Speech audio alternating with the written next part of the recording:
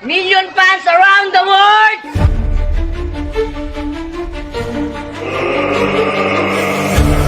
Wala ngayon, pinapalaya na kita.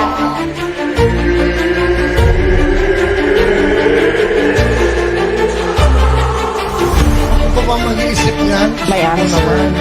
She may not like how I answer. Saka hindi kami nakatape. Your Honor, hindi ko po alam. Naka-live kami. Tawagay sa akin, nahihirapan na ako sa show na to.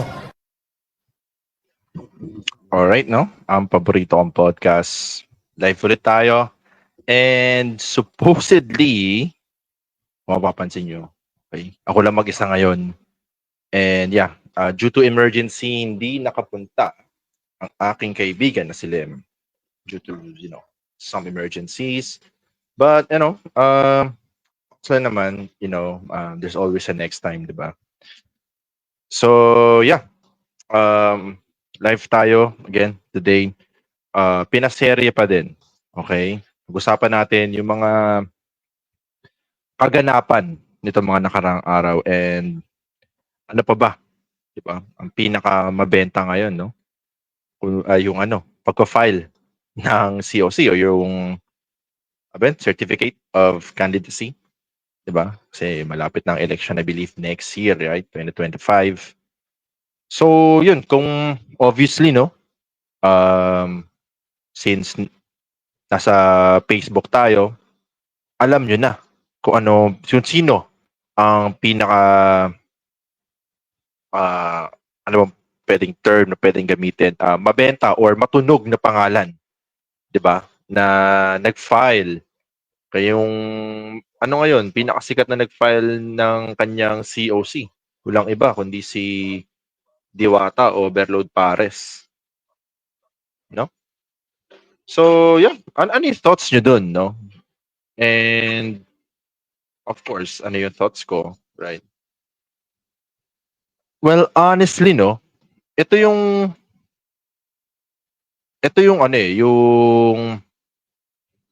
yung argument when it comes sa, alam mo yun, yung right mo when it comes to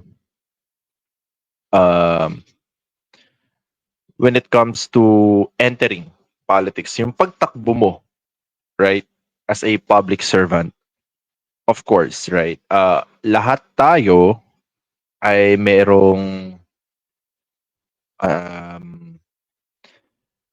karapatan para tumakbo, right, bilang maging mayor, congressman, councilor, or whatnot, kung ano man yan, lahat tayo may right para tumakbo. Because tayo di ba? Democratic country tayo. So, ngayon, ito yung problema. Since lahat pwedeng tumakbo, tulad na lang nito ni, di ba, ni Diwata.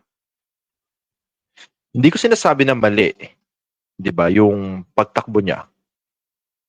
Kung ano man yung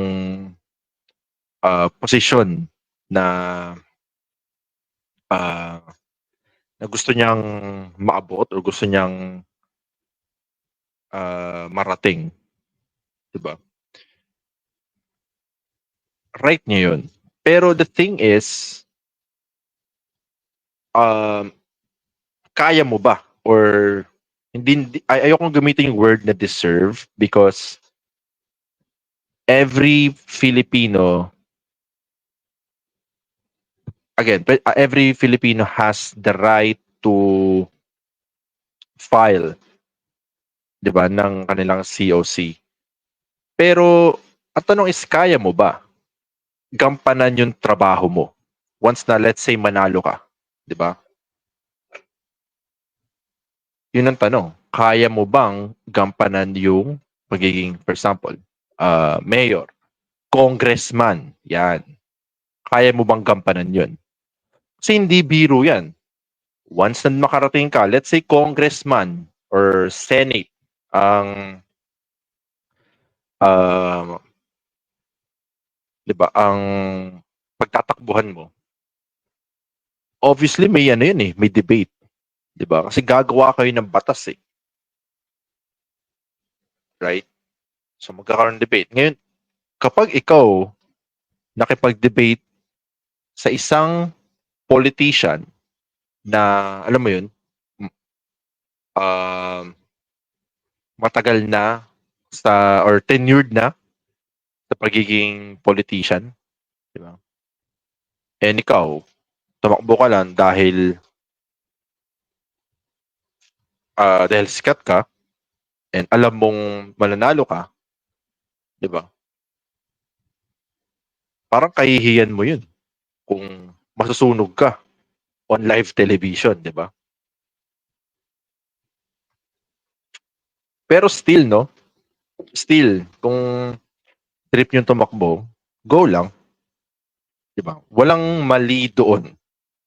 Okay? Ang mali is yung alam mo yung botante.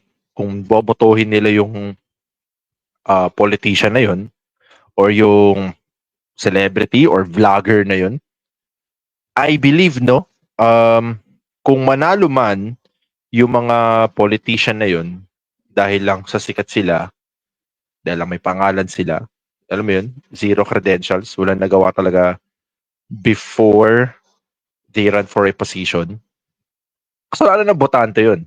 For me, kasi binoto nyo yun eh. Right? And itong mga vloggers na to, itong mga celebrity na to, tumakbo sila because they know may chance silang manalo. Because they know na dahil sikat sila, magkakaroon sila ng what you call this, ng hope, di ba? Para makuha yung position na pinagtatakbuhan nila. Di ba? Kasi kahit sabihin natin na, di ba, kesyo sikat ka, pag tumakbo yan, kung wala namang boboto, in the future, no? Most likely,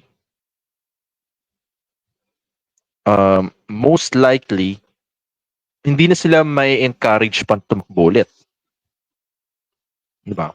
Kaya for me, no, obviously, diba, we are a democratic country. This is a free country, diba? Pwede kayong tumakbo, but sa mga voters, we have to vote wisely.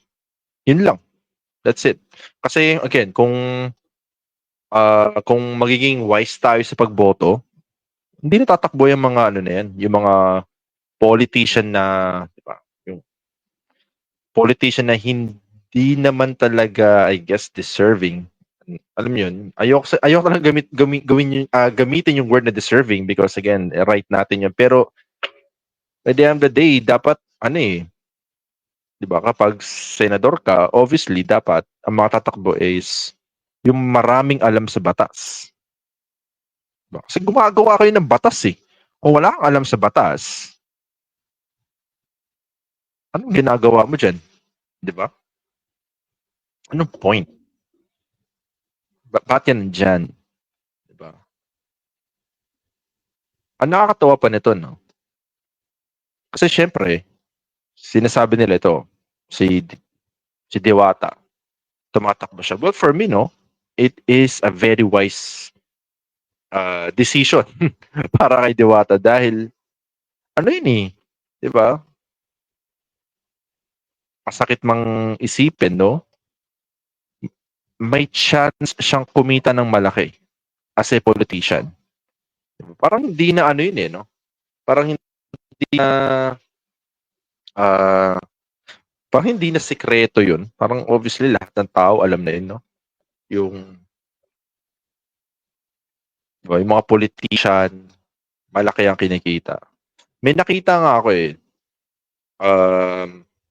sa isang page. I'm not sure kung correcto, no? Pero kung maaalala nyo yung nangyari kay Corona, yung sa salin niya, di ba? lalo na yung mga ano eh, yung mga millennials, naku, alam nila yung kwento nito. Yung tipong kinasisasalin niya, and what happened is may mga, di ba, nagkaroon na ng ano, ng decision kung guilty ba or not guilty. Di ba, nagkaroon ng vote, marami nagsabi ng guilty, and di ilan lang yung mga senators na nagsabing not guilty, tulad ni MDS President Bongbong Marcos, and nakalimutan ko ng isa, nakalimutan ko na. But I guess yung point is, yung point, not the point, but yung kwento is, meron daw sinasabi nila na, ano ba tawag doon? Incentive. Yung mga senador na bumoto ng guilty para dito kay Corona. May incentive daw. And there are some senators na nagsabi na naggulat daw sila kung, di nila alam kung saan nanggaling yung, I'm not sure, no? 30 million. Basta malaking pera pinag-uusapan dito. Malaking investment yung na-receive daw ng mga senators na nagsabi na guilty daw itong si Corona. So, by the end of the day, no? I guess yung sinasabi ko, once na maging politician ka, there's a huge chance na maging mayaman ka, na kumita ka na malaki. 'Di ba? Kasi, tingnan mo, hindi naman ganun kalaki talaga yung basically yung sweldo ng pagiging public servant, pagiging public official, tulad ng mga, yan, mayor, ultimo presidente nga, hindi ganun kalaki. Diba? Pero bakit maraming gustong tumakbo? Bakit? Simple lang, di ba? Malaki kasi yung kitaan dyan. Malaki ang kitaan dyan. And, again, I don't blame them dahil gusto nilang tumakbo. It's their right. And it's their chance na, mas kumita pa na malaki. That is why we have to vote wisely. Di ba? Okay. Boboto ka na nga lang, ha? Kasi, itong masakit dyan, no? Para sa akin, tulad yan, kampo ni BBM, kampo ni Pinklawan, di ba?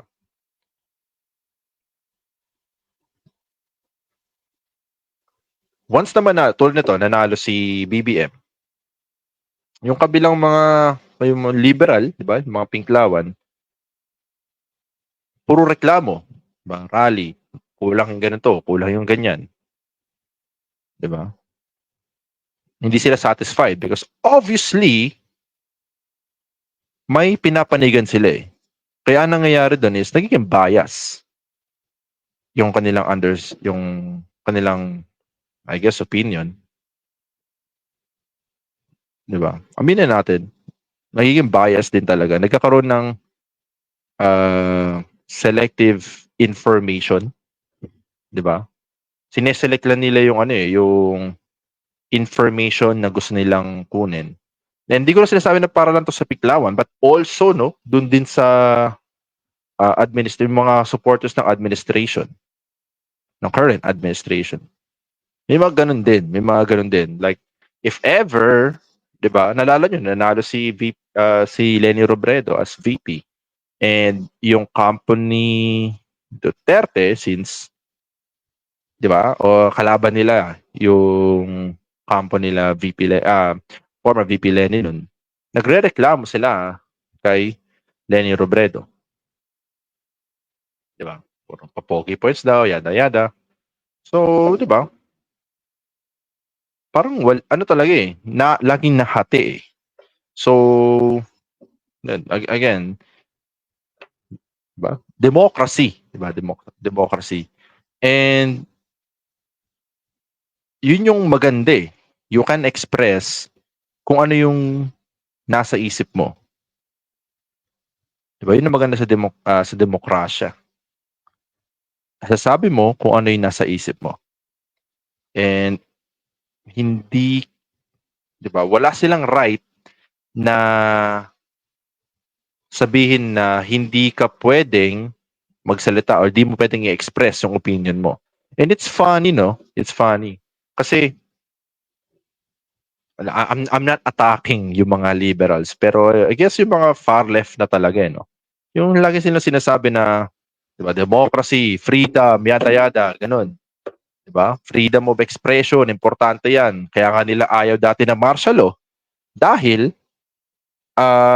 basically, you don't have the right to, di ba, i-express yung opinion mo. Di ba? Kung magsalita ka na, kung magsabi ka na against sa administration during that time, di ba? Hindi naman lagi, pero malaki ang chance na, makulong ka or whatnot. But, itong mga far left, yung mga sobrang, di ba, sobrang woke na mga tao, parang nagiging ano na rin sila eh, di ba? Nagiging imbis na labanan nila yung isang grupo ng mga or isang gobyerno na against sa freedom of speech, nagiging ganun na rin sila eh. And I for myself, guilty ako noon back then. Di ba? Sinasabi ko na pag may nakikita kong isang opinion na tingin kong mali, no? Diba? Nagiging condescending ako nun.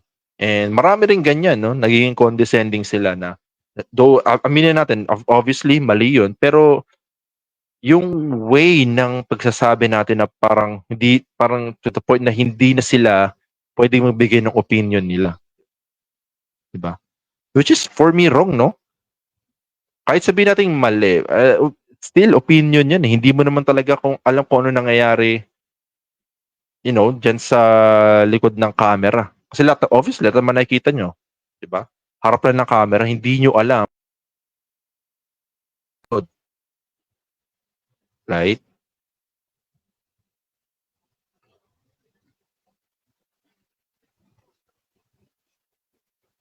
And yun, unfortunately, no, yung mga ibang liberals, sila pa mismo yung nagsasabi sa,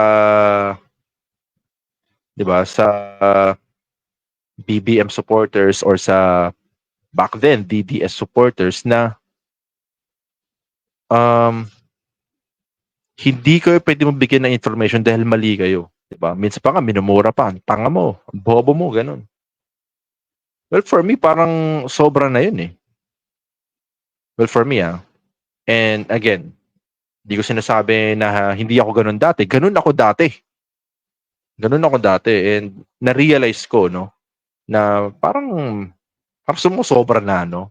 Sumusobra na. Parang, kasi kung iisipin mo talaga, kaya nga ako, ayoko magkaroon ng martial law kasi gusto ko ma-express yung sarili ko. And for me, ba, para sa akin na sabihin ko sa ibang tao na mali ka, di ba? Parang condescending eh. Ang condescending ng dating.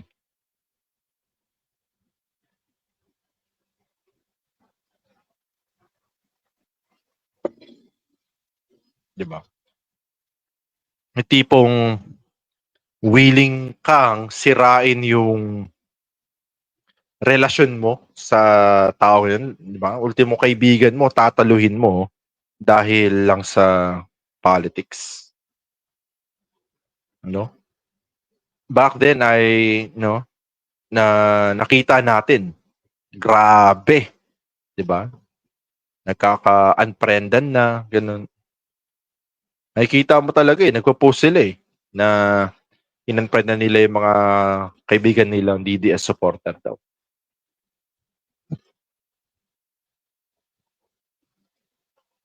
No? In-unfriend nila dahil DDS supporter. Okay. Parang alam mo pinagpalit mo yung relasyon mo sa taong yun. Well, for example, close friends kayo sa work. or kaklase mo siya nung high school or nung college, and dahil lang sa politics, nag-away kayo. Diba? Isipin mo, hindi mo naman talaga kilala si Leni Robredo. Hindi mo naman talaga kilala si Digong Duterte. Hindi mo naman talaga kilala si Bongbong Marcos personally. Diba? Kung online nakikita mo sa camera, yun sila. And most of the time, ipapakita nila sa camera kung ano yung gusto mong makita sa kanila. Diba? Tulad ni Lenny. Diba? Motherly talaga ang dating. Mabait. Diba? And Duterte, diba? Cool, astig, matapang. Yun ang gusto nilang makita ninyo. Diba? Yun ang gusto nilang makita ninyo. And for you to say na willing kang, diba, palitan yung isuko or burahin yung pagkakaibigan nyo dahil na sa politics. I mean, for me, no, too much yun. And it is a stupid thing to do, I guess. Kasi, ano yun yun? Alam mo yun? Kahit sabihin mo na, tulad yan, diba? War on drugs. Let's say, for example, war on drugs. And, aminin natin, no? May negative effects din talaga ang war of drugs. And tulad nung yung Kian ba yun? Yung bata na napatay na walang right process. Diba? Hindi dumaan sa tamang proseso, pinatay lang yung bata. And so I'm not really sure kung tinaniman o hindi, pero still no na nakulong. I believe nakulong yung mga yung mga police na na tumapos kay Kian. Diba? So may negative effect ang war of drugs, pero may mga positive effects din naman yun. Diba? Aminin natin, diba? Liberals, aminin nyo, may mga positive effects. Marami, diba? Nabawasan yung mga mga addict dyan sa kalsada. Diba? I for myself, no? Nakita ako, habang tanda-tanda ako back then. Diba? Noong nagbabasketball ako sa court, makikita mo, ay, itong mga to, mukhang, diba? Mukhang mga addict, mukhang mga gumagamit. Pero nung naging presidente si Duterte, nawala sila sa court. Yun. Yan, naalala niyo yung meme? Di ba? Sinabi niya, yung trip niya daw is mang SA, diba? Mang assault. Di ba? Tapos, sabi niya, buti na lang daw, hindi pa si Duterte nun, yung presidente. Dahil kung si Digong na yung presidente, wala na daw, finish na. Diba? So, may fear doon sa heart ng mga drogista. Diba? And obviously, no, may karamihan talaga sa mga criminal is gumagamit. So, kung baba natin itong mga dahil mahirap din kasi talagang kalabanin yung war on drugs. Kahit sa ibang bansa, mahirap din talagang talunin yan. 'Di ba? Ultimo hanggang ngayon, 'di ba, United States of America, USA, namomroblema pa rin diyan sa parang hindi it is still a losing battle yung war on drugs campaign na yan. Kasi hindi talaga madali and maraming malalaking tao ang nasa likod niyan. So, hindi talaga madali, right? So, but still, no, may mga kahit paano nabawasan yung mga addict sa kalsada dahil natakot din talaga. Natakot din sila dun sa pag-upo ni Duterte back then. So, may positive. And again, may negative dahil walang tamang proseso. Walang tamang proseso. So, yun. By the end of the day, hindi, di ba, parang mali, para saan mali yung yung mag-a-unfriend kayo, di ba, lalo no, matagal kayo magkaibigan, and dahil lang magkaiba kayo ng belief, di ba, mag-aaway kayo. Diba? Kakalimutan nyo yung mga pinagsamahan nyo dahil lang sa politics. And yung mga taong yun, hindi nyo talaga kilala kung sino sila sa likod ng camera. Di ba? Mali.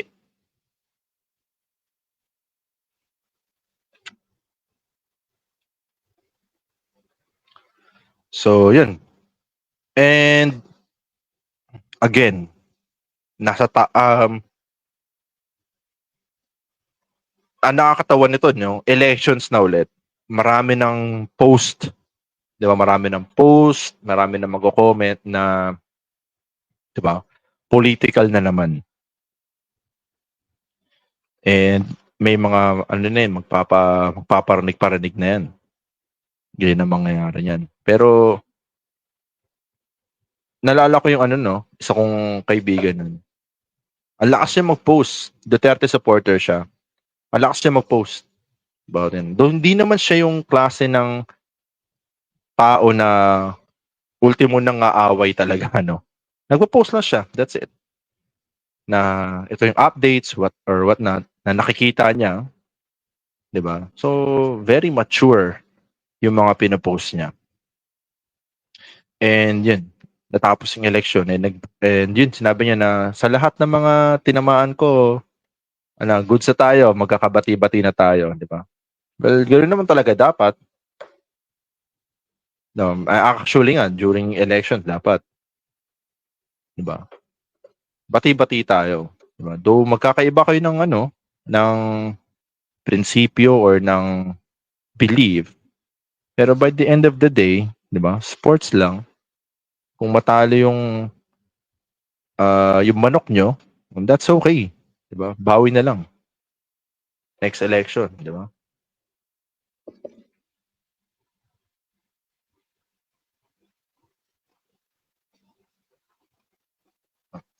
Pero syempre, hindi lang porket yun yung belief mo, doon ka na talaga.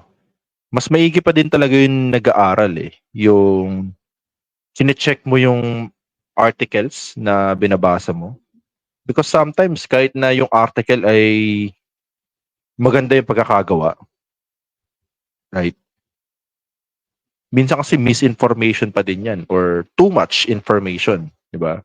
Hindi man too much, pero alam mo yung ine-exage yung information na to the point na nagiging, di ba, false or not false news, fake news, nagiging fake news na siya. Di ba? So, di ba, maigi pa din talaga na alamin mo itong ba to? Itong page na to legit ba to? No, check mo muna kung legit ba to. Itong itong page na to, bias ba to? Di ba? Dahil kung maalala nyo, ang dami nagalit sa sa ABS-CBN kasi bias daw. Bias daw against, di ba? Against masyado daw yung mga news or yung mga reporter, parang yun nga daw. Parang yung nire-report na news is totally against kay Duterte nun. Kaya dahil sa galit ni Duterte, ginawa ng paraan. Ginawa ng paraan. Yun, nagsarado. And, kung maalala nyo, Pastor Kibbs called it. Diba? Sinabi niya dati na, diba, nagkaroon sila ng issue ni Vice Ganda, Sabi niya na, baka ganyan-ganyan. Mawala na yung estasyon nyo, gano'n. Then nawala nga, di ba? Nagsarado ang ABS-CBN. Kaya yung Showtime, nasa GMA na ngayon. Diba? So, yun nga. I guess yung point na sinasabi ko, na be vigilant dun sa mga fake news na yan. And, yun, vote wisely. Vote wisely. Tulad nito ni, ito ng mayor. Ewan ko, tama bang sabihin na former mayor, si Alice Go. Dahil, technically, siya pa din yung mayor. Hindi na siya mayor dahil suspended siya, Pero yun, tumakbo siya as mayor ng Banban. And, verify ko lang.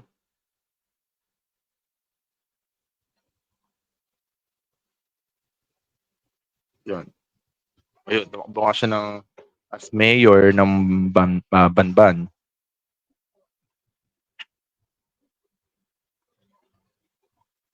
So, yun. Ang nakakatawa lang dun. Kasi ano yun parang there's an argument para dun sa bagay na yun. Right? Dahil hindi pa naman talaga hindi pa talaga napapatunayan na hindi siya Pilipino. Itong si Alice Go, di ba? Kasi parang ongoing pa yung yung trial or yung hearing sa kanya, no?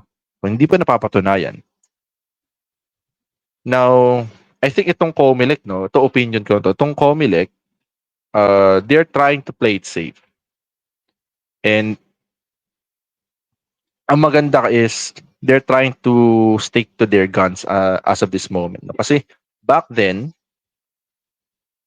nagpasa si Alice Go as mayor. Pinayagan nila dahil mukhang nakapagpasa ka ng kung ano man yung requirements na ibigay ni Alice Go. Back then, back then.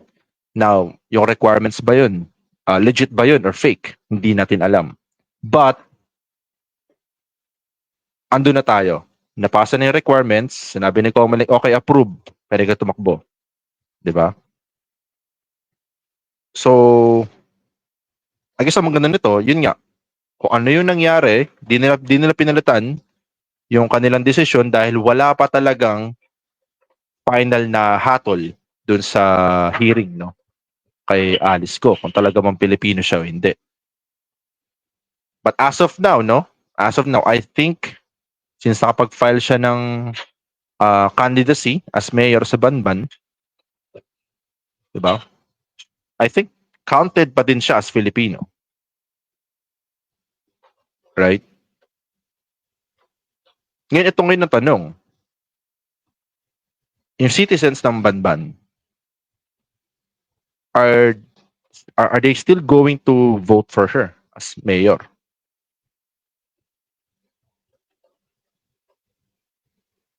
Diba?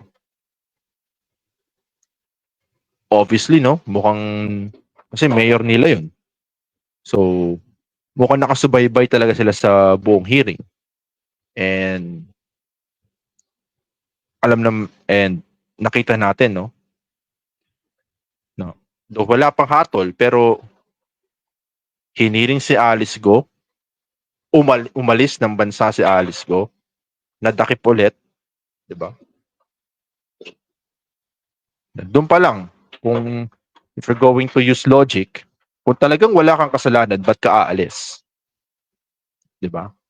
Kung talagang may alam mo sa sarili mong tama ka, diba? Well, for me, no, kung ako'y nasa shoes ni Alice Go, kung alam ko nasa tama ako, I will fight for it.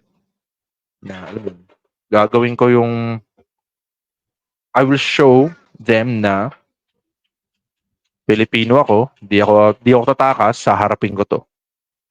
But sa part ni Alice Go, what happened na, yun. Obviously, umalis siya ng Pilipinas. And di ko alam kung paano nyo i-interpret yun, no? Pero para sa akin, pagtakas talaga yun.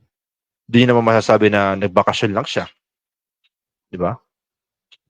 Kasi I believe, no, during hearing, parang sinabi na yata na hindi pwedeng lumabas ng bansa si Alice Go. And I believe sinabi ng abogado ni Alice Go, no, na hindi daw lumalabas ng bansa si Alice Go. Alam ko ganun yung pagkakasabi nila, no. Pero kita nasa Indonesia. 'Di ba? So yun, yung citizens ng Banban, as of now, since si Alice Go counted as citizen pa rin dahil hindi pa talaga napapatunayan na hindi siya Pilipino, na sa citizens ng Banban ang, I guess, yung final decision. Bobotohin nyo ba yan o hindi? Sa kanila. Again, free country tayo. Free country, di ba? Nasa sa inyo kung bobotohin nyo yun o hindi. Right? Diba? Kasi ano yun eh, parang ang tricky ng subject na yun. Ang tricky ng subject na yun. Kasi once na, for example,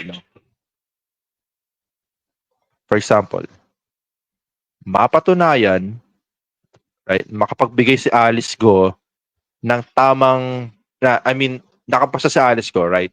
For example, na-defend niya yung sarili niya, napatunayan niya na isa siyang Pilipino. Pag provide siya ng right documents, di ba? And mapapaganda yung pangalan ng Comelec doon dahil 'di ba tinanggap nila yung COC ni Alice Go. And what if kung hindi nila tinanggap, 'di ba? Sabi nila na wait lang Alice kasi questionable yung yung yung citizenship mo, yung nationality mo. So hindi ka muna pwedeng tumakbo as mayor. And kaso, nakapabigay ngayon si Alice Go ng right documents. Napatunayan niya, Pilipino siya, di ba? Mapapahamak naman nun yung Comelec. Diba? O ba't di pinayagan niya? Pilipino, hindi nyo pinayagan, di ba? Asan ang demokrasya dyan? Asan ng, asan ng freedom dyan?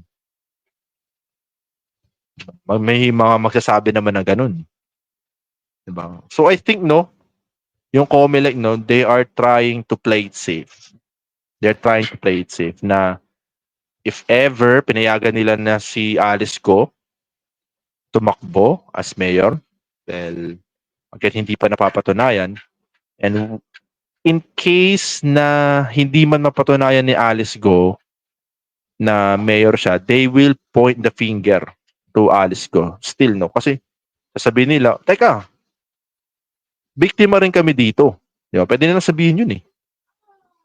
Diba? Pwede nilang sabihin na, teka, huwag niyo sa aming isisig dahil nagbigay sa amin ng ng papeles and we verified na kung ano man yung paano nila i-verify and they were able to verify na dapat tama to. But still, I guess they forged it or whatnot. So, hindi kami mali dito. Biktima rin kami. Diba? Pwede nilang gamitin yung card na yun eh. Biktima rin kami dito. Sisihin natin si Alice Go and yung mga tao sa likod niya. Di ba? Paano nakapagbigay ng proper documents yan? Ganyan. Di ba? Para makapag-file as mayor. Kasi kami, taga-tanggap lang naman kami. Di ba? Pwede lang sabihin niya, taga-tanggap lang naman kami. Taga-check, okay. Napapasa ka, go. Di ba? So, yun. Very tricky siya eh. Very tricky. And, yun. I guess, tingnan natin kung anong mangyayari. And then nakakatawa pa nito, sunod-sunod yung mga hearing tulad yan, yung kay Alice Go, and yung maaalala nyo, yung kay Sandro Mulak din. Ang daming hearing. Ang daming Senate hearing. And, di ba? Unfortunately, it is a very good way para makapagpapogi sa public. Di ba? More screen time for them eh. Di ba? More screen time for them, di ba? Mas maaalala sila ng mga tao. And yung mga tao, karamihan sa mga tao na kung sino man yung makita nila sa TV ng mas matagal, most of the time, yun talaga ang binoboto nila. May makikita nila, lumabas sa TV yan. Parang may tinutulungan siya dito. Okay, boto na natin yan.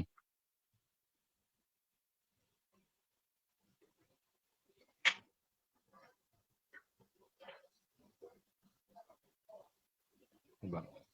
They can use that yung Senate hearing na yun para magpapogi points.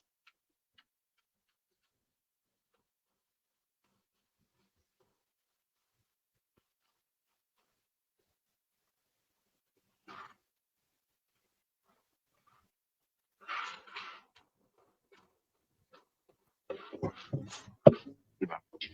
So, yun again, always check yung mga article na binabasa nyo. Diba? Kasi kadalasan yan, marami na naman fake news niyan. Diba? Tulad dati, naalala ko. Actually, hindi yun election eh. Ano na yun eh. President na si Duterte nun. And I'm not blaming entirely yung itong mga fake news na to sa head, yung kay President Duterte mismo.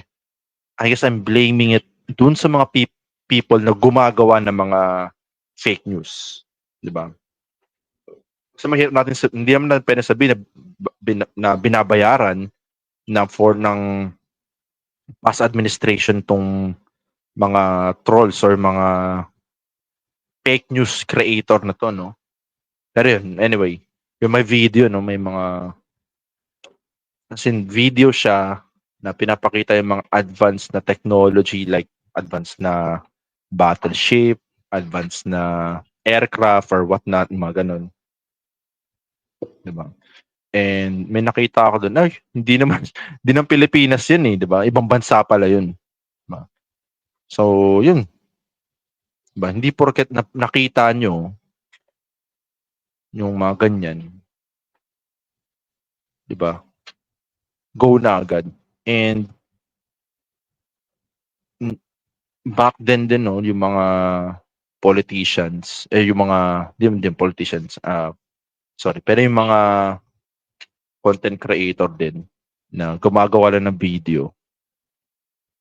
The video ng mga politicians, tapos binabanatan ng mga matitinding kanta tulad ng mga kanta yung mga Hall of Fame, mga ganun.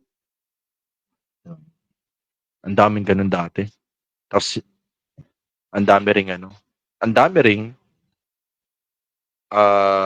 social media people na dalang-dala. Inspired daw. Inspired. Diba? 1 minute video lang naman yun. Diba? Parang 1 minute video, ano na pala mo dyan? Diba? Nakipagkamay lang yung politician dun sa mga tao based dun sa video.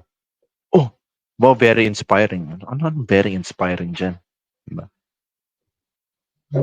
Mas maganda pa din talaga na i-check mo yung mga nagawa talaga ng politicians na yun. Ano yung background nila? Diba? Yan ang maganda. Background ng politicians. Diba? And yun yan, no? Kasi sabihin natin na oo, manok ko talaga yan. Pero, di ba, yun, desidito ka na, yun na iboboto mo.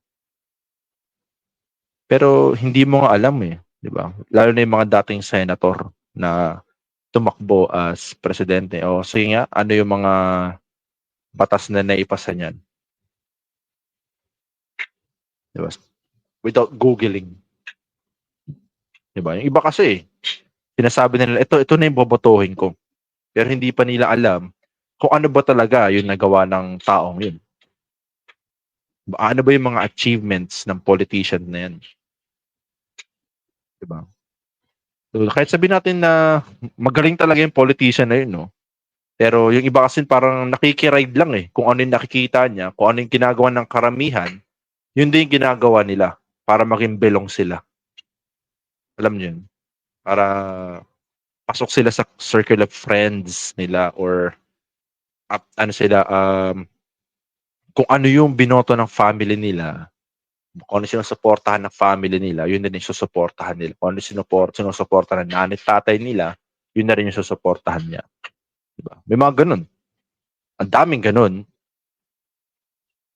And yun, without checking the background, diba? Pag sinabi lang, ito, boto mo pa rin, magaling to. Ikaw naman, sige, naboboto ko. Diba? I-check mo muna kung ano yung nagawa niyan. Baka pala, diba? Ikaw, gusto mo ng, diba? Yung iba kasi, diba? Aminin natin, yung iba, bumoboto sa mga politician dahil, let's say, may mga politicians na gustong i-push yung medical marijuana. Yan, tulad yan. Diba? Marami akong nakakausap na gustong i-push na yan mo yun. Kasi aminin naman natin na sa hindi, diba? Kasi sa ibang bansa, legal yung medical marijuana, 'di ba? And dito sa Pilipinas, I believe hindi pa legal, and may mga nakausap ako na gusto nilang magkaroon ng ganun sa Pilipinas. So, yun. Ang tanong, 'di ba? Yung politician ba na sinabi sa'yo na suportahan mo, baka malay mo yung politician na yun is anti pala dun. O di sinayang mo yung boto mo. Diba? So you have to check muna. Ano ba yung mga plataforma na sinusulong nito? Ano ba yung mga plataforma na sinusuportahan nito? Diba? Hindi lang yung banat ng banat. Dapat na-check ka muna. Kasi malay mo yung politician is against pala dun sa gusto mo mangyari. Diba? Diba? Kasi hindi ko ba alam? May mga tao talaga na pag sinabi nila na ganito, na pag sinabihan silang ganito, oo rin kagad na, sige, yun na din boboto ko. Diba? Makaboto lang.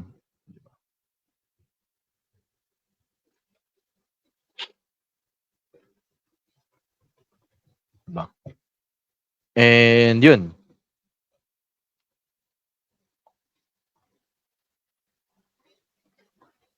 Diba? I hope no na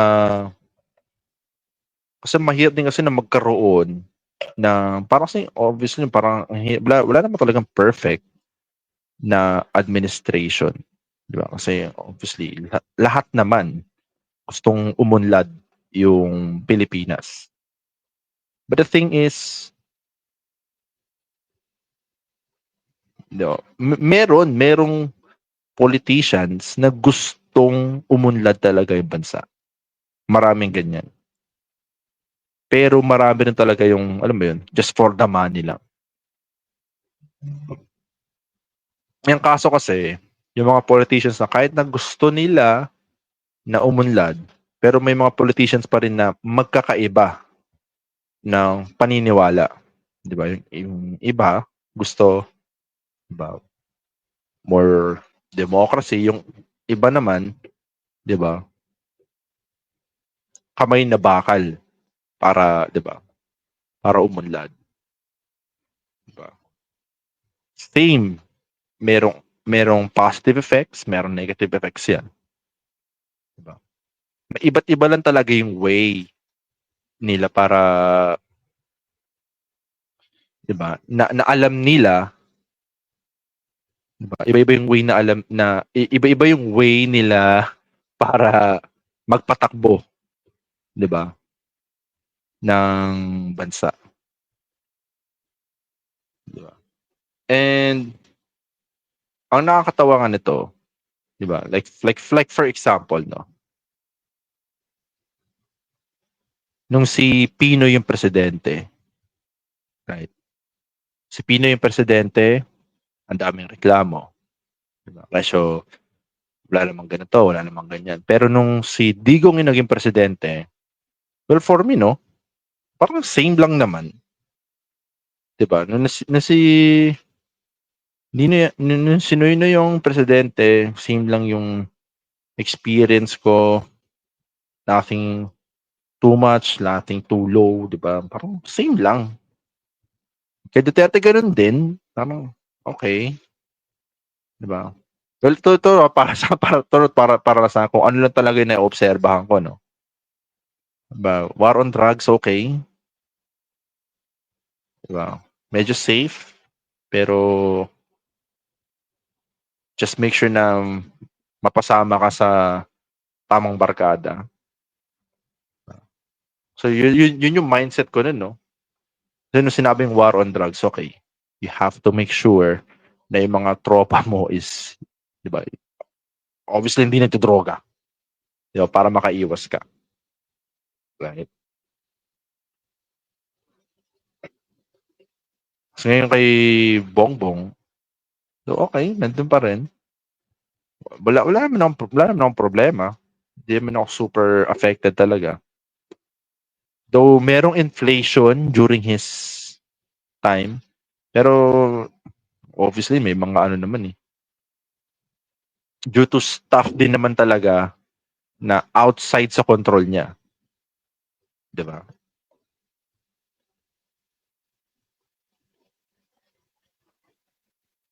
Madali lang kasi talagang sisihin no, yung gobyerno. Kung sino may nagpapalakat, ang daling sisihin ng tao. Dahil sila yung nandyan 'di ba? So tayo mga mamamayan, 'di ba? Sino ba dapat natin sisihin, 'di ba? Obviously nasa taas. Kasi sila yung nagpapatakbo, 'di ba? Ang problema lang kasi is yung mga yung mga promises na too good to be true. Okay. Natulad nito kay Bongbong, 'di ba? Kay Marcos. Diba? Again, I'm trying to be neutral here, pero sinabi niya, 'di ba? Sinabi niya. Ito sinabi niya na yung bigas is magiging 20 pesos. Magiging 20 pesos na yung bigas, which is imposible. Imposible 'yun. And 'di ba? Seryoso, naniwala kayo doon, magiging 20 pesos yung bigas? Posible. X yun. 'Di ba? Kung bobotohin ko man si Bongbong, hindi dahil doon. Hindi dahil sa 20 pesos, magiging 20 pesos yung bigas. Imposible yun. 'Di ba? Kaya yung mga tao na sinabi nila na, okay, bobotohin ko si Bongbong Marcos kasi magiging 20 pesos na yung bigas. Like, seryoso ba? Yun yung reason mo ba't siya bobotohin? Too good to be true yan. 'Di ba? Ang problema kasi sa mga tao, kung ano may sabihin ng mga politicians din, ay, ganun ba? Sige, go tayo dyan. Diba? Kaya minsan minsan mag-isip ka rin yung promise ba na yan, kaya ba talagang gawin yan within 6 years? Diba? Isipin nyo, kaya bang gawin nyo within 6 years? Parang imposible. Imposible mangyari yan.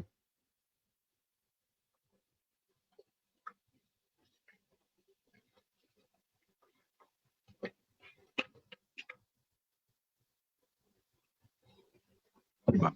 Kaya ang sa akin lang if you're going to vote for someone, for a politician,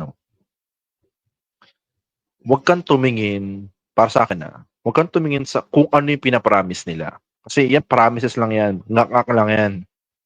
'Di ba? Doon ka tumingin sa kung ano ba yung mga nagawa nila.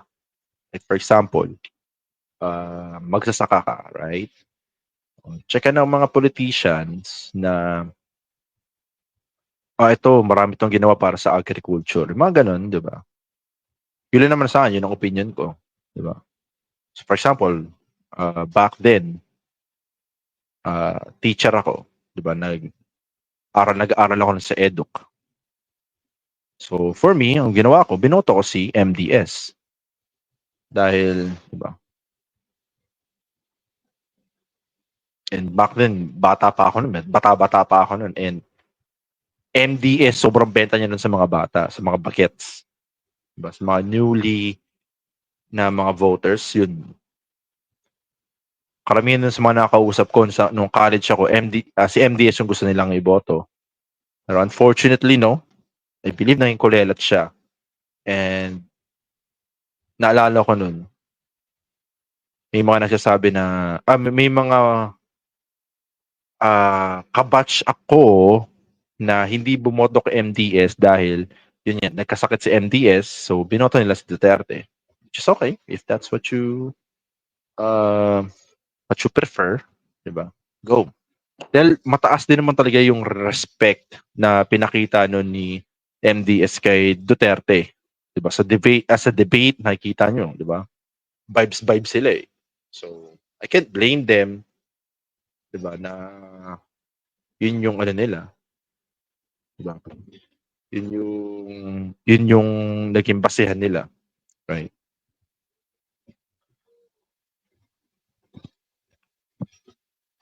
Yun. So, yun. Kaya rin ako. So, yeah, for me, against din ako sa martial law because MDS was against martial law din. Yun. So, diba? By the end of the day, diba? Kayo pa rin, nasa sa inyo pa din yan kung sinong gusto nyo botohin. Diba? Gusto niyong botohin si Diwata, di ba? Go.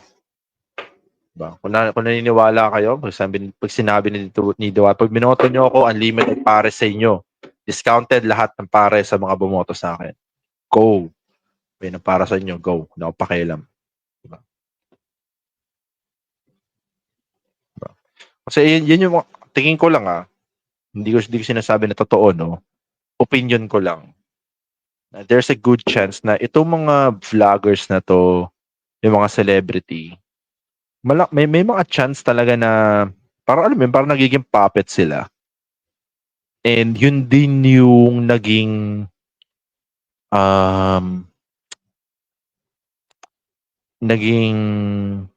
comment ng mga supporter ni BBM kay Lenny na parang puppet daw si Lenny. Parang, di ba? Parang, though yes, si Lenny nandyan, pero, di ba, yung sa likod pa rin ang gumagawa ng desisyon, hindi talaga si Lenny. So, I think ito rin, tulad nila Diwata or kung sino mga celebrity, di ba? There's a chance na yun nga, parang puppet sila, no? May tatakbo lang kayo, go, sige. Basta kung ano sasabihin namin, gagawin mo. Ito yung mga plataforma na gusto naming ipatupad. Go ka ba? Susuportahan ka namin. Go. Kasi, for me, no, kasi, nung naalala ko nun, ito ikukwento ko lang. Meron akong kilala na sinabi niya, no, kasi, isa sa mga teammates ko nun sa baso, gusto niya tumakbo as kagawad. Right? May kilala ako. Gusto niya tumakbo as kagawad. Naging teammate ko sa basketball. Gusto niya tumakbo as kagawad. And obviously, makikita mo talaga, kilala siya ng mga bata, kilala siya ng mga magulang ng mga bata dahil medyo sikat, pero sikat talaga siya sa lugar nila eh. Sa barangay nila, sikat siya. Dahil niya, nagba-basketball and nagpapaliga. Ganun. Now, I remember, no, may nagsabi sa akin na itong tao na to na nakausap namin. Parang grupo kami. Hindi lang ako Parang sinabi niya, hindi mo nanalo yan. Sinabi na isang Tony 2000, hindi mo nanalo yan as kagawad. So, nasisip ko, okay, hindi siya mananalo. Bakit? So, sinabi niya na hindi lang daw hindi ka mananalo basta-basta dahil lang sa sikat ka. So, may pa rin talaga, iba pa rin talaga daw yung may political na tinatawag na political machinery. Diba? Kasi aminin na natin o hindi. Diba? Pag naging politician ka, maglalabas ka ng pera. Right?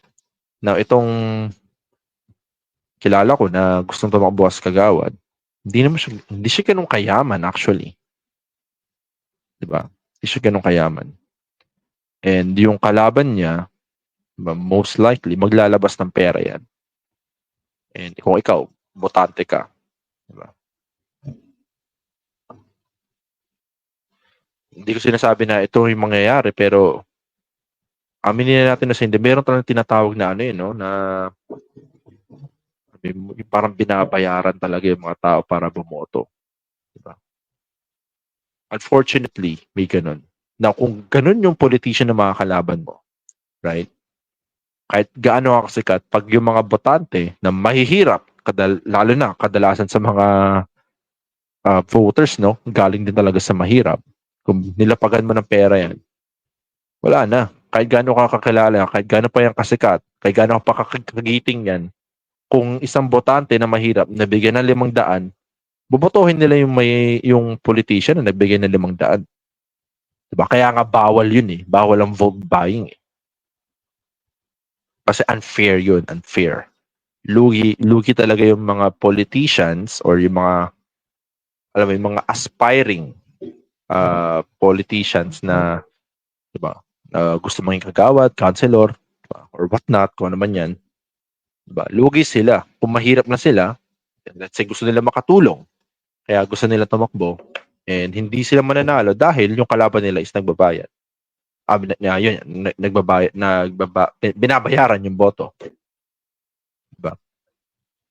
So, yun. Parang masakit mang isipin, pero may mga ganun talaga. Eh, naisip ko, yeah, wala nga talaga siyang chance. If yung kalaban niya ganun yung gagawin. Diba? And also, no, kalimutan na natin yung, yung vote buying. Not only that, kung yung kalaban mo is, diba, may pera, so, ikaw ba, may pera ka bang kayang ilabas kung tulad naman yan, mga posters, ads, yung mga ganyan, di ba? Again, kadalasan sa mga tao, kung ano yung makita nila sa TV, kung sino yung makita nila sa internet, yun ang iboboto nila. Kung sino yung mga naka-poster dyan sa mga dingding ng mga dingding or wall ng mga gusagusali dyan. Diba? Mas maalala ng tao, yun ang bobotohin nila. Diba? Lalo na kung yung kung yung kakalabanin mo is matagal lang nandun or parte ng partido ng, let's say, ng barangay captain ng barangay ninyo. Oh. Diba? Eagles ka na talaga. May mga nangyari ng gano'n, kahit gusto mong tumulong, mahirap pa rin manalo, or kahit sikat ka, mahirap pa rin manalo. Maglalabas ka talaga ng pera. Yun. So, yun. Kaya yung iba, ang ginagawa nila, o yung ibang politicians, hindi na sila itong mga ibang politicians, matatalino din. Okay, kukuha tayo ng vlogger. So, not only na meron tayong pera, meron tayong isang vlogger dito na laging nakikita ng mga tao, laging nagiging guest, 'di ba, sa mga talk shows. 'Di ba? So may pera tayo, meron tayong sikat na vlogger, 'di ba? Tataas yung chance nilang manalo. And lalo na yung impact nito ng Diwata sa mga mahihirap. 'Di ba? Maraming suporta kay Diwata sa lalo na yung mga galing low, diba? Low class. Low class. Di low class na klase ng tao, pero nasa lower class, yung nasa may hirap na, diba, yung mga nasa poverty class pa, mga ganun. That's what I'm trying to say. Diba?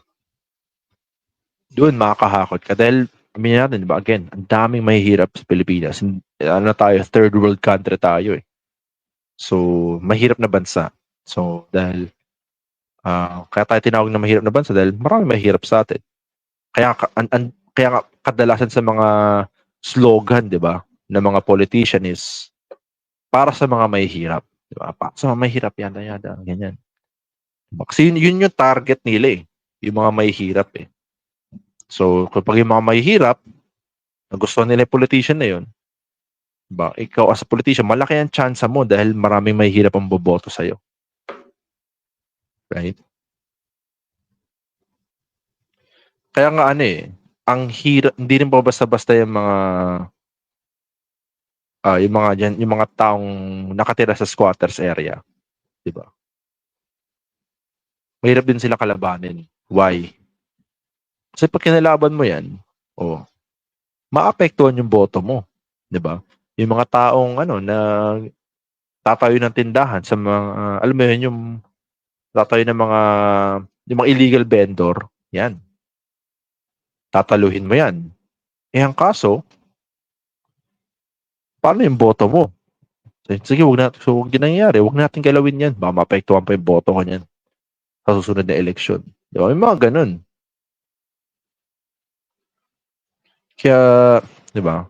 Kaya nangyayari, ang daming diba? Parang lang eh. Hinahayaan lang nila eh kasi maapektuhan yung boto nila. Diba? Yan yung mga sad truths Di ba? Dito sa Pilipinas. And ito pa masakit, no? Ito pa masakit. Yung middle class. Lagi nakakalimutan yan, no? Kasi syempre, ang target ng karamihan ng mga politician is yung small class. Diba? Yung mga low class, I should say. Yung mga mahihirap na kababayan natin. Diba? Yan yung target. Diba? Binibigyan ng mga benepisyo. So, pero yung mga middle class, kawawa. Parang nakakalimutan na. Diba?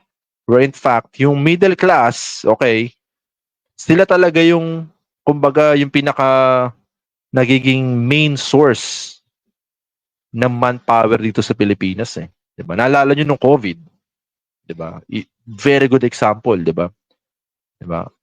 Kasi ako middle class. For me, tingin ko middle class. And hindi ako nakatanggap ng ayuda. Naalala ko, tinanong ko yung boss ko, boss, diba? Di mo ako nakatanggap ng ayuda. And ang sinabi niya sa akin, sumusweldo ka kasi. Pati makakatanggap, yung hayaan mo na yung mga taong hindi sumusweldo ang makatanggap ng ayuda. Well, sa isip-isip ko, wait. Diba? Bakit di ako nakatanggap ng ayuda? Sila makakatanggap. Ako yung nagtatrabaho. Kadalasan niya mo sa mga yan, nakatambay lang naman yan. Nakita ko, well, for me, no, may mga taong mga kapitbahay, okay, may mga kapitbahay ako na nakatanggap ng ayuda, sinasabi pa nila eh. Diba? May tindahan kami. Naririnig ko. Natanggap ko ng ayuda ko, yung 4,000 yada yan, ganun. Nasa isip ko, teka, ba't ako di ko pa na-read? Para di pa tinatawag yung pangalan ko. Diba? Kasi I believe sa amin kasi parang tatawagin natin sa barangay na I forgot. Pero kasi during COVID pa yun eh. Pero yun, yung kapitbahay namin, nakatanggap. And yung mga tao na yun sila yung mga lasinggero. Sila yung mga tambay. Sila yung mga walang trabaho. Pero nakatanggap sila ng ayuda. Ako hindi. Ako yung nagtatrabaho. So basically, since ako nagtatrabaho, nababawasan yung tax ko. Yung tax ko, yun yung napupunan sa gobyerno, di ba? So bakit wala ako nakatanggap na ayuda? And hindi lang ako to may mga ibang tao rin na ganun din. Lalo na sa middle class.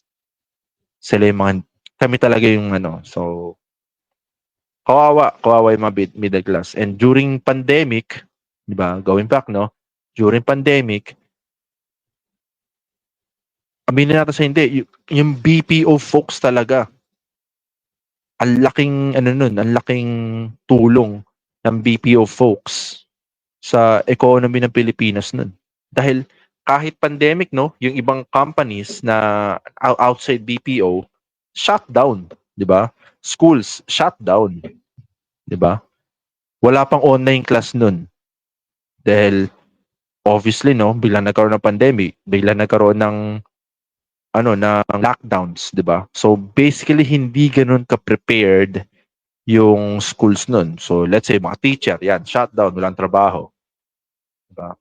And so on and so forth. Pero yung BPO nun, may mga call center agents, BAU, business as usual. Di ba? Immortal talaga mga call center agents nung panahon ng pandemic. And aminin na natin, karamihan talaga sa mga empleyado ng BPO are part of the middle class. Di ba? And kami, yung walang ayuda, di ba? Isipin nyo. Di ba? Di ba? Karamihan sa mga BPO folks are part ng middle class. And karamihan sa amin, kasi tinanong ko na iba kong katrabaho, di raw sila nakatanggap ng ayuda. So, di ba? Kawawa rin talaga. And nakarinig ka na ba ng plataforma na, diba, kunwari, ganito, mayor blah blah blah para sa middle class. Wala. Ang lagi sinasabi, mayor blah blah blah para sa mahirap. Di ba? Ganon. So, yun, unfortunately, no, kaya for me, middle class talaga, yun, nakakalimutan talaga sila. Sa mga ganyan, sa mga benepisyo, yan. Kadalasan nakakalimutan ng mga middle class folks. Unfortunately. And supposedly, no, talagang tayo, yun, Hindi naman tayo. Ayoko sama yung sarili ko. Pero yung middle class talaga, yung pinaka main source ng manpower ng Pilipinas. That's for me, no?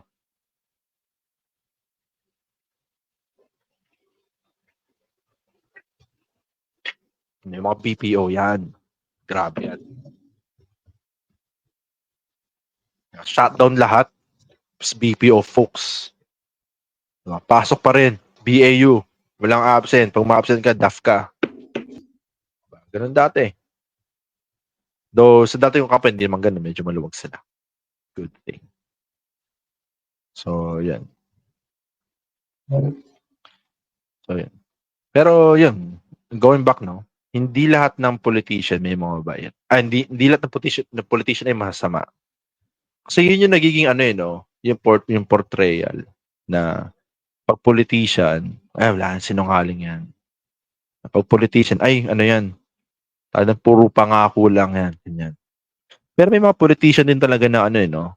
Na tingin mo, well, for me lang, no? Na alam mong may ginagawa rin talaga. Kaya, siguro yung best example yan si Vico Soto, no? Well, for me, I'm not saying na talagang ganun siya. Okay? Because obviously, hindi ko talaga siya kilala personal. Hindi ko siya kilala personally. Pero, excuse me. Pero, nakikita mo sa, sa mga comments na mahal nila tong si Vico Soto. And, kung masusubaybay nyo, may kaaway ngayon si Vico Soto. No? Parang, I'm not sure kung anong klaseng company. Construction company ata yun na nagpa-fund sa kalaban niyang politician din. I forgot. Tingin ko yung, let me verify that.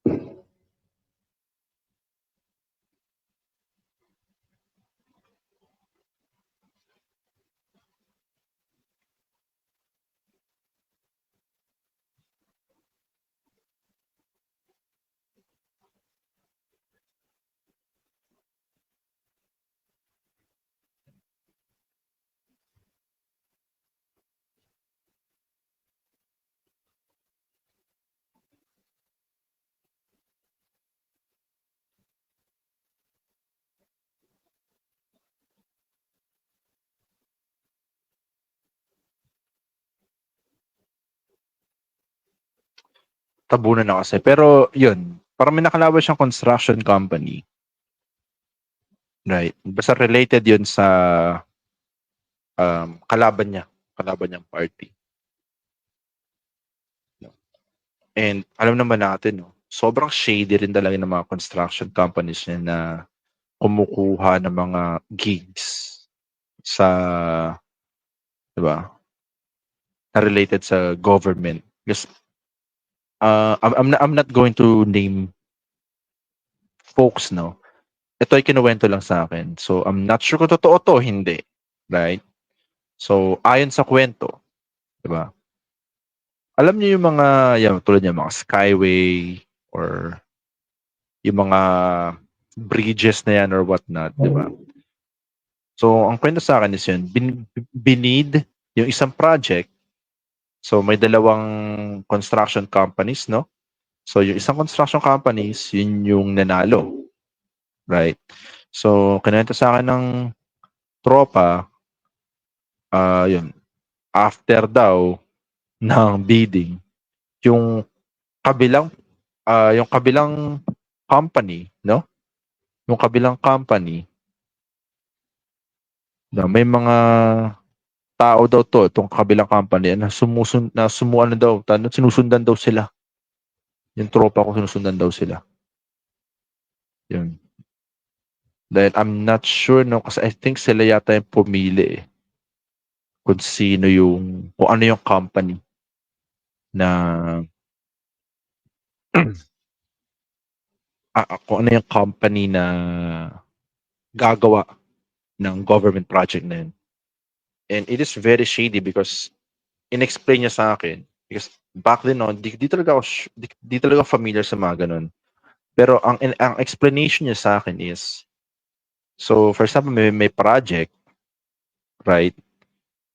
Ang ginagawa doon ng ilang construction company na nanghihingi ng pera, even though na, di ba, kunwari, ang project, ang budget is 1 million. Okay, let's say lang na 1 million. So, sasabihin ng company, ng construction company na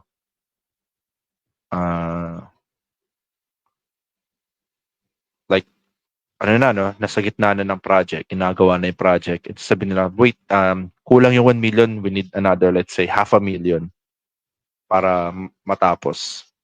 So, since na nasa gitna ka na ng project, go na. No choice ka na para lang matapos yung proyekto. Where in fact, no, yung 1 million naman talaga na budget, smoke na talaga. So, alam niyo yun. You get my point, di ba? So, parang nanguhut-hut, di ba? So, it is a very shady business nga. Kung tatawagin, di ba? Kaya yung mga projects na yan, mga skyway or what na, yung mga bridges, ano yan, pinag-aagawan yan. Dahil malaki yung kinikitang pera dyan. So yun. Sabi ng tropa ko, kwento niya, yun. Yung natalo ro sa bidding yun, sinusundan daw sila. Yun, nakakatakot, no? Kasi alam ko sinusundan sila dahil parang gusto yatang baguhin yung decision nila. Diba? Nakakatakot yun. Dahil hindi pa basta-basta kumpanya yung kalaban nila. No. So, yun. That's politics. And,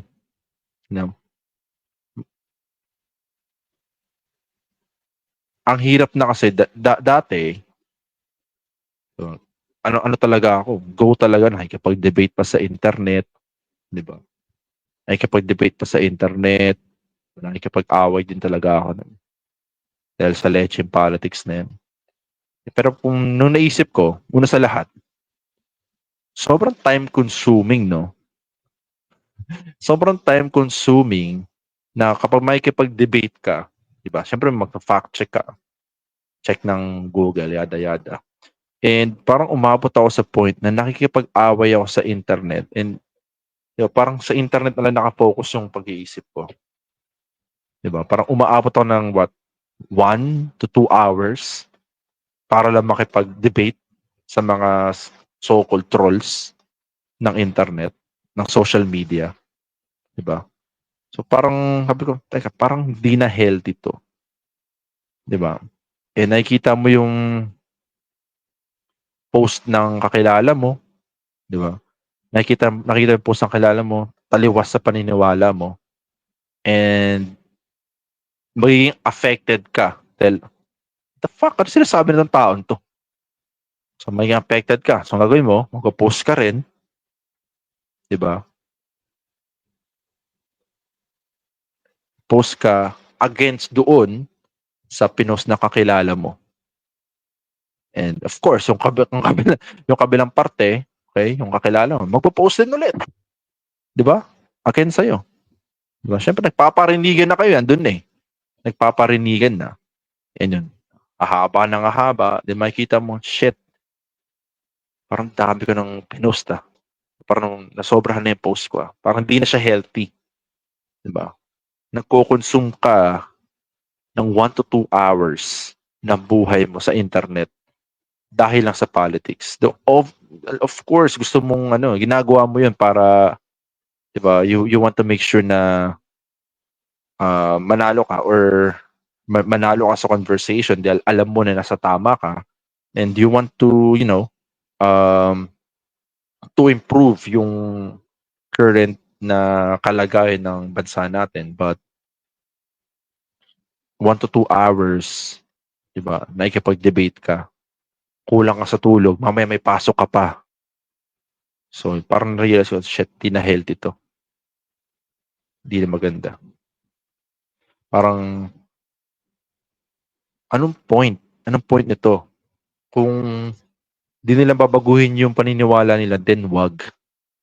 Diba? If ever na manalo yung manok nila, edi good. Good para sa kanila. I hope na na tama yung decision nila. 'Di ba? And nakakatawa pa, ito, no? Kasi, back then, no?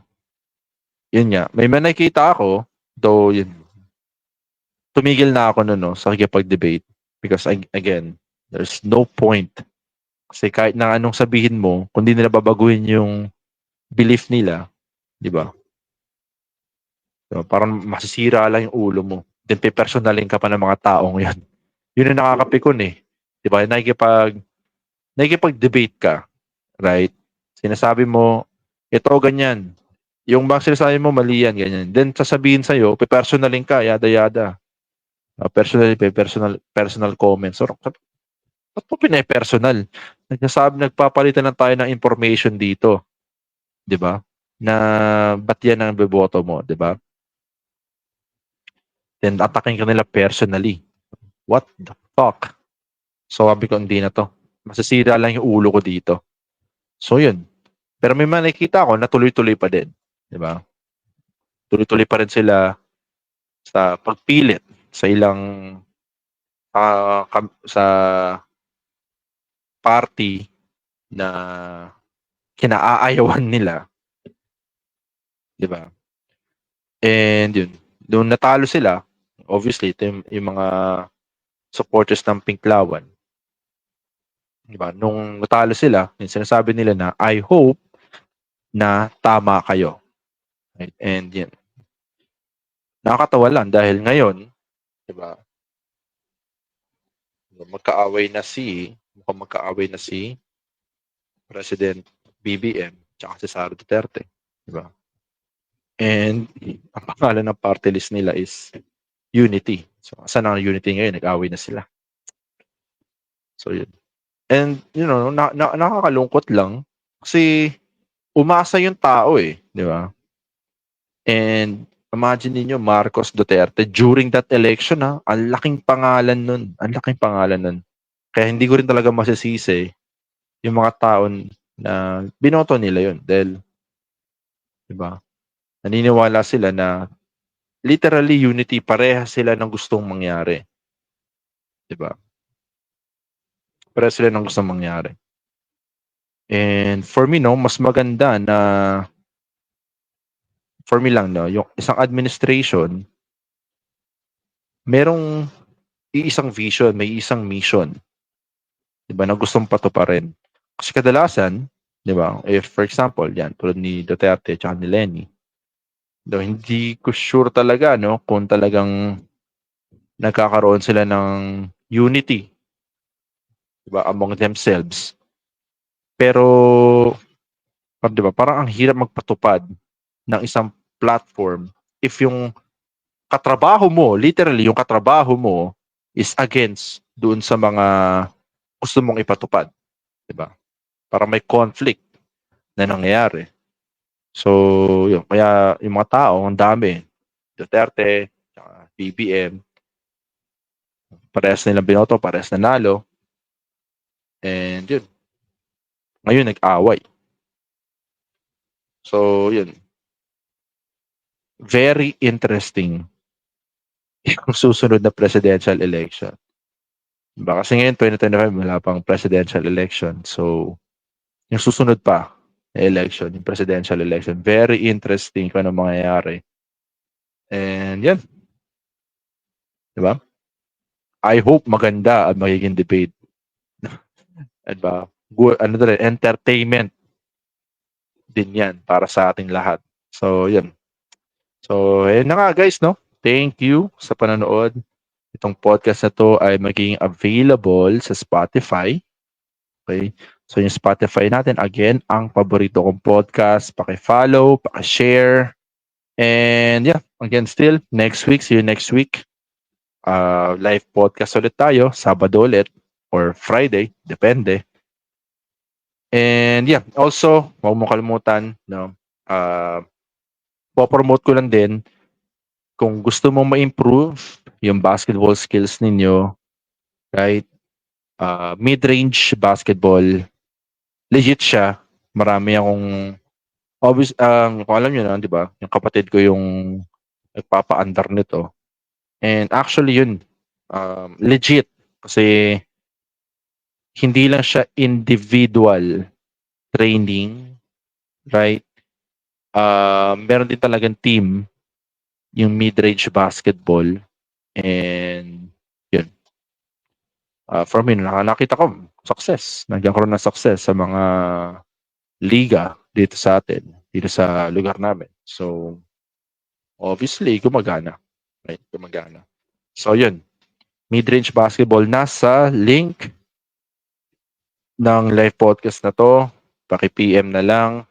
Again, mid-range. Mid-range. Diba? One letter.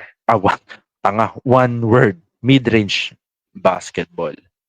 Okay? To improve your basketball skills. So, yeah. Thank you guys, no, sa panonood.